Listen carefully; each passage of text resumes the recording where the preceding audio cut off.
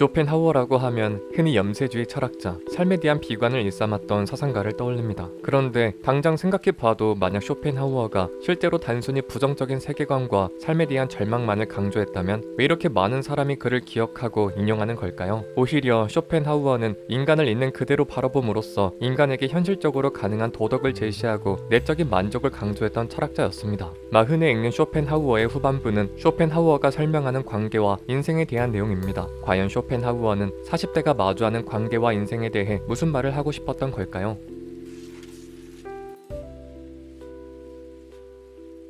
역사적으로 유지된 인류의 최대 관심사를 꼽으라고 하면 아마도 사랑을 말할 수 있을 것입니다. 우리는 왜 타인을 사랑하며 사랑받길 원하는 걸까요? 쇼펜하우어는 이에 대해 자기 보존의 욕구를 내세웁니다. 그에 따르면 남녀 간의 사랑은 기본적으로 육체적인 관계, 성적인 욕망에 기반할 수밖에 없습니다. 그런데 우리가 느끼는 성욕은 근본적으로 쾌락이 아니라 종족의 지속과 보존의 의지를 실현한 결과라는 거죠. 사실 오늘날 출산율이 떨어지는 사회적 분위기 아래 젊은 남녀의 연애 비율도 떨어지고 있다는 사실은 이 같은 주장을 방증하는 것처럼 보입니다. 이 경우 출산 후 양육에 대한 환경이나 미래가 불분명하다고 생각되어 먼저 이를 포기하니 자연스레 자기 보존의 욕구 실현일 뿐인 연애 감정도 사라지게 된 거라고 볼 수 있겠죠. 쇼펜하우어는 사랑에 관한 이 같은 도식을 연애와 결혼에 대해서도 적용하고 있습니다. 쇼펜하우어에 따르면 연애에서 느끼는 행복은 환상이며 좋은 감정만큼이나 다양한 갈등, 불행을 초래한다는 사실을 우리가 은연중에 무시하고 있을 뿐입니다. 연애 기간에 느꼈던 상대방과 관련된 감정의 총량을 객관적으로 따져보면 고통이나 불행이 더 많았음에도 불구하고 습관적으로 그 시절을 좋았던 것으로 착각하게 된다는 거죠. 남녀가 서로의 특정한 조건에 높은 기준을 적용하는 것은 아이를 낳기 위한 조건을 본능적으로 추구하기 때문입니다.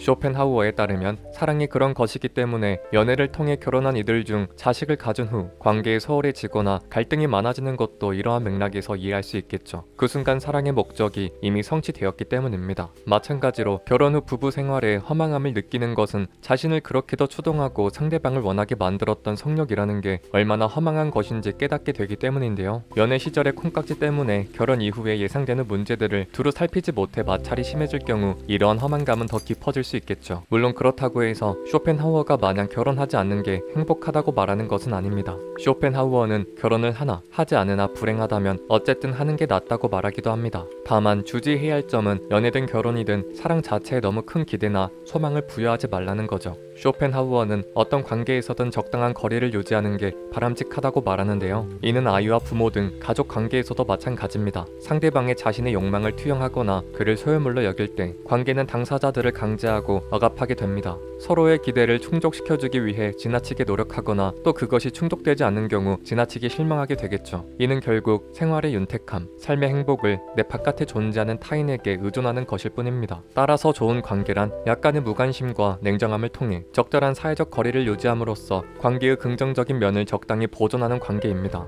지나치게 냉랭하거나 오늘만 산다는 듯 뜨겁게 불타는 관계는 어떤 면에서든 좋은 관계라고 할 수 없다는 거죠. 이렇듯 인간관계는 지나친 몰입이나 맹목성이 아닌 적절한 계산과 상황 판단이 가능할 때 좋은 것이 됩니다. 달리 말하면 관계에서 좋은 것, 행복이나 즐거움을 얻으려면 이렇게 많은 에너지와 신경을 써야 한다는 건데요. 이런 면에서 쇼펜하우어는 고독의 우월함을 예찬합니다. 타인과 어울려 지내고 싶어하는 마음보다 홀로 고독을 감내할 수 있는 능력을 더 높게 평가한 거죠. 인간이 다른 사람을 만나는 이유는 고독을 견딜 능력이 없기 때문이다. 정확하게 말하자면 고독한 시간을 생산적으로 잘 활용하지 못하는 무능력, 내면의 공허, 권태감 때문이다. 이럴 때 남과 어울리는 것은 자신의 고독을 혼자 대면하기 두려워 비겁하게 피하는 것이다. 오로지 홀로 감내하는 고독의 시간은 자신의 내면을 추스르고 온전히 나 자신의 활동에 몰입할 수 있게 돕습니다. 주변에 타인이 있으면 괜히 신경 쓰이고 다소 자기적으로 말하거나 행동하게 되겠죠. 이런 의미에서 쇼펜하우어는 온전히 혼자 있는 시간을 가져보길 권합니다. 특히나 40대는 여러 사회적 맥락에 참여하게 되면서 나 자신을 돌볼 만한 여유를 갖지 못하는 경우가 많습니다. 이런 순간들이 반복되면 어느샌가 현실감을 잃게 되고 내가 누구인지, 내가 뭘 하고 있는지 등 삶의 의미를 망각하게 될 수도 있습니다. 요컨대 쇼펜하우어에 따르면 우리는 어떤 관계에서든 너무 많은 기대를 해서는 안 됩니다. 하물며 인간관계에 의존해 삶을 꾸리려는 사람들은 행복의 기준을 자기 바깥에 둠으로써 스스로 삶을 불안정하게 만드는 이들입니다. 중요한 건 사랑이든 행복이든 기준은 나 자신이며 그렇기에 홀로 설 수 있는 내적인 힘을 기르는 것이 무엇보다 중요하다는 거죠.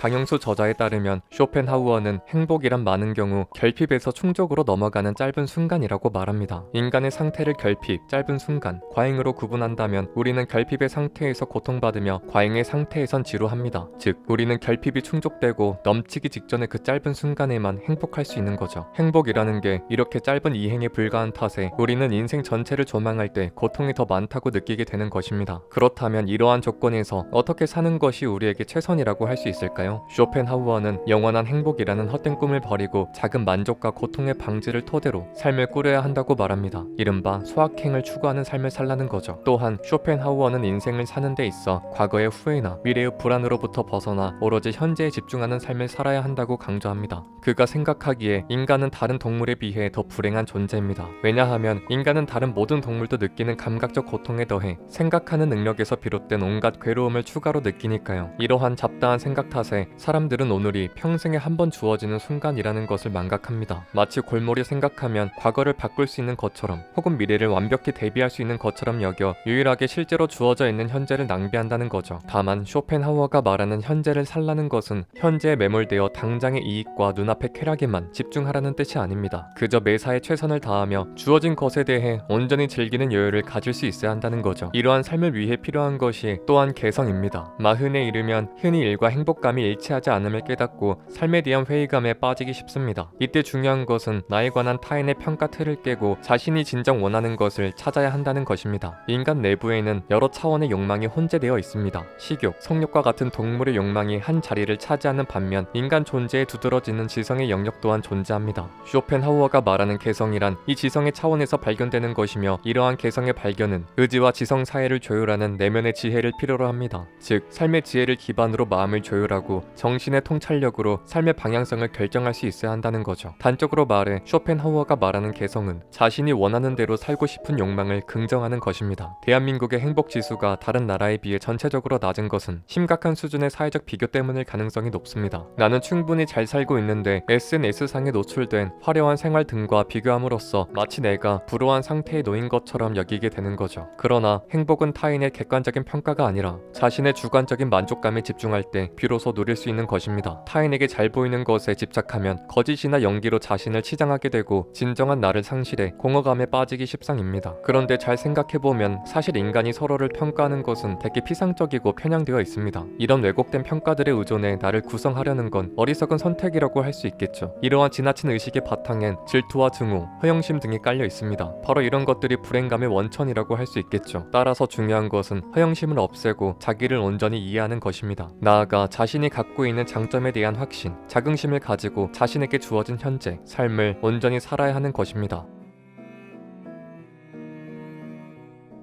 강용수 저자가 쓴 책 마흔에 읽는 쇼펜하우어는 불안한 중년과 불행감이 만연한 한국 사회에 대해 그 이유를 분석하고 나름의 해결책을 제시하고 있습니다. 쇼펜하우어는 행복의 이정표를 내면에 간직하며 자신을 기준 삼아 당당하게 살아가라고 권합니다. 더 많은 쾌락에 집착하지 말고 더 적은 고통에 만족하면서요. 이렇듯 19세기 독일인 쇼펜하우어의 소박한 행복론은 강용수 저자의 해석, 통찰과 만나 21세기 한국인인 우리에게도 유효한 시사점을 제공하고 있습니다.